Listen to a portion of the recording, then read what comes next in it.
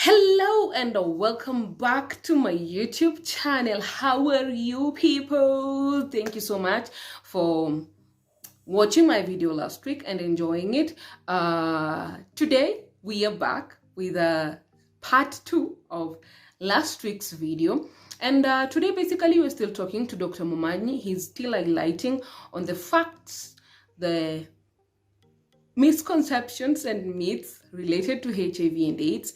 And this week is a very special week because we are having the UN high-level meeting, and if you have not registered, please do. Today is the very last day of the UN high-level meeting, so you really need to be there if you have not attended throughout the week.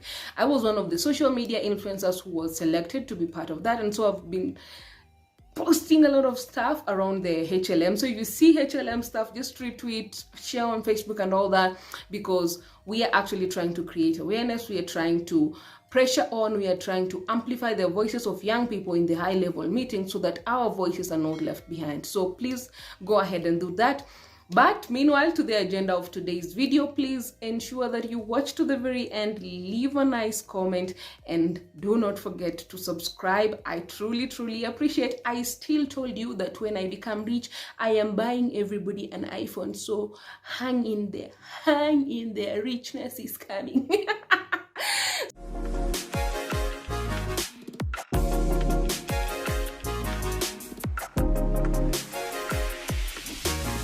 When it comes to the issue of donating organs, giving out blood, women being able to, like, we have seen women selling their eggs to donors and even becoming surrogate mothers. Is that something people living with HIV can do, especially when you're undetectable? Yeah, so it's an area that we still don't have enough answers, but yet in terms of the viral suppression and whether you are able to donate your organs if you are virally suppressed, one of the things, remember, before you donate your organ, there's a number of tests that you do to ensure that you are compatible with the person you're donating to. But secondly, there's also a number of tests that we do to ensure that you also don't put the other person at risk. So for example, we'll screen you for things like hepatitis, to see whether you have hepatitis. HIV, you also be screened for HIV, and currently the criteria is that if you are HIV positive, you are not we do not recommend that you donate your organs to the other person. Yeah, remember even for blood, we actually consider blood is a donation. I mean, it's an organ that you are donating. So if we screen and we find that you have hepatitis or you have HIV, then you cannot be able to donate an organ or even blood to a person. But so, nevertheless, what we can also say is that there's still a lot of research being done, because one of the challenges with HIV is that, remember, what we measure is your blood, the viral load in your blood. But HIV has also been shown that it hides in some places in the body what are called reservoirs, and therefore some of those reservoirs could be within those organs. So we don't want to take that risk. But then number two is that remember when you stop taking your ARVs, why your virus again comes up so fast, because part of the HIV is still hiding in some of those reservoirs. So it's possible that if you donate, let's say, your kidney or your liver, that some of those reservoirs could actually be within those organs, and therefore you might actually put the other person at risk. Okay, so this is a question that has a lot of debate. Does kissing transmit HIV? Yeah, thank you so much for that question, and I know it's something I will call it like a stone age-old question. And remember, from those days when HIV came, even when there were no ARVs, there was a lot of stigma about HIV and how it can be transmitted. People were even fearing shaking hands. People were even fearing sharing utensils and in the house with people. I mean, even just being seated together. I mean, it was almost like you have Ebola. But over time, we know that HIV is mainly transmitted in some ways. One, of course, we know is through having sexual contact with the person who is HIV positive, and now we know that who is not, especially the ones who are not on treatment. We know that HIV can be transmitted from the mother to the child through either birth or breast milk. We know that HIV can be transmitted through donating blood and some of the needles that people share. So kissing has been shown to have very low chances of transmitting, And in scenarios where there will be a transmission, is maybe where the person who is being kissed with HIV positive maybe has some ulcers in the mouth, so therefore there's some shedding of the virus into the saliva. But generally, HIV is rarely transmitted through kissing. Okay, so the answer is rarely. Yeah, I was just saying in medicine we never say never. They close to that one opportunity. But yeah, generally, I mean, science has shown that the chance of transmitting through kissing is very rare. So let me build up on that question. Another question that always comes up: does oral sex transmit HIV? Good question. Yeah, I think we admit that people have to enjoy sex in different ways. Yeah, true. And so oral sex basically means that the person is probably, now the genitals, there's contact between the genitalia and the mouth of the other partner, depending on what kind of oral sex. So we know there's penile oral sex. Yeah. There is vaginal oral sex and all those things. So one of the things again is that there's amount of virus that's being shed through the genital, and one of the determining things actually is the person has some STI that's causing some ulceration of the genitals. That will increase chances of transmitting.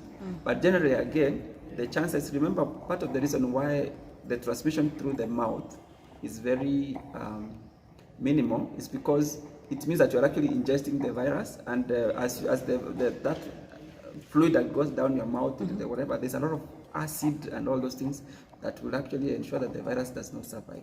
So one of the things we know about the HIV virus that it's not very efficient in terms of transmission. Okay. Unlike some viruses like hepatitis that actually you just even touch someone and you can actually get infected. Viruses like COVID, you actually just need to shake a hand of someone and you actually get COVID. That's why you see people in the wards with all the PPE. So the HIV virus is not a very good virus in terms of transmission, and therefore some of those acts like the penile, I will say actually also the chances are usually very minimal of transmitting, unless the other person has ulceration of their genitals, either, or the other person also is kissing has ulcers in the mouth. Yeah. Okay, so for women living with HIV, they have been given hope that there is hope they can get HIV negative children.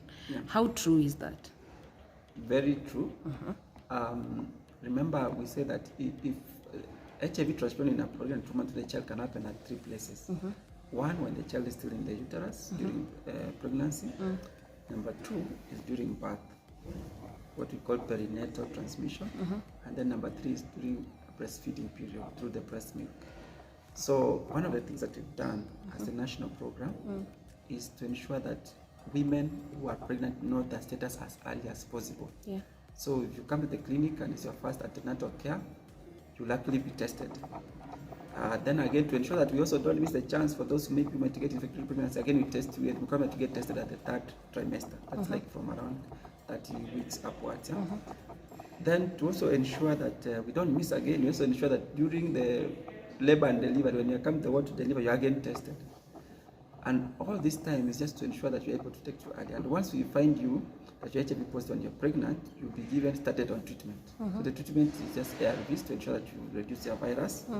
And actually by reducing the virus of the mother, making it detectable, it has been shown that you can actually now really minimize the chance of transmitting to the child. And then for the child, once they're born, we ensure that they are put on something called infant prophylaxis.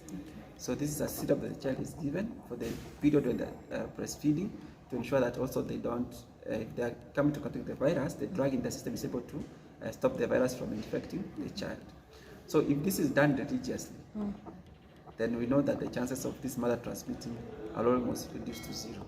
If the mother is virally suppressed, she delivers in the hospital, she breastfeeds exclusively for the first 6 months, and then the child is put on nevirapine, then the chances of, and we have so many mothers in this country who have actually been able to deliver HIV negative children. So it's possible and it can be done as long as the instructions and the recommendations put in place are followed. So the second last question I have for you, when it comes to reinfection. People think that once you get HIV, because I have always been told that if you are HIV positive, just date a person living with HIV like you, it's easier. What can you say about reinfection of HIV? So reinfection of HIV reinfection basically means that you are getting infected for the second time. Yeah. And what we know about HIV is that as much as we see HIV, that they will know that there are different strains of HIV. For example, you have what we call HIV1 and you have HIV2. Yeah. So it means that the strain of the virus that you have, there's a chance that you can actually get infected by another strain. Yeah. And therefore, what we recommend is that ideally, and this is what we do tell our people living with HIV, is that of course, as much as you're taking your treatment, if you have, we do not recommend that you have multiple sexual partners. Yeah. If you have multiple sexual partners, then we recommend that you actually use condoms. But we try as much as possible to have one partner if you're married. You know, those other principles that we use of ABC. But it's possible that you can be reinfected, and it's also possible that you can be reinfected by a different strain of the virus. Okay. Yeah. So it is a possibility. It is a possibility that it can happen. Okay, so from a doctor's perspective, I want you to speak to both people living with HIV and people who are not living with HIV. What would you tell them from a doctor's perspective? From a doctor's perspective, one thing I will tell, let me start by talking about to the general population, is that it's very important for you to know your HIV status. And the government has actually done everything to ensure that you can actually know your HIV status. If you go to any facility in Kenya, most facilities in Kenya, whether public or private, you can actually be tested for free. Number two is that we have also now come up with what we call HIV self-testing kits. That's for those who maybe, you know, people have different reasons for not wanting to be tested, have fears, the person is going to test me, might tell people, might disclose. So we have also now come across, brought what we call HIV self-testing kits, which are available both at the facility and also in most of the chemists. If you go and ask, you can actually buy one at 150 shillings. So this is very important because we know that once we detect you early, then you should be put on treatment. Number two, I want to tell those who have been who have tested HIV positive is that thanks to some of the advancements in science and also the availability of the resources, that now we have very effective treatment. And we have now seen, for example, now have a drug called dolutegravir, which combined with other two drugs, taken once daily, can actually suppress the virus within 8 weeks. And therefore what it means that being HIV positive is no longer a sentence. Unlike 20 years ago when we used to say that once you have HIV, you're going to die. You know, we used to have the billboards that say, Ukimwi inaua. Yeah, and they used to have very people with bony people and all those things. Yeah. So ART has been a game changer, and the treatment is available, and now it's easier to use. You no longer have to take 6 pills or 10 pills a day. Yeah. It's only available in one pill.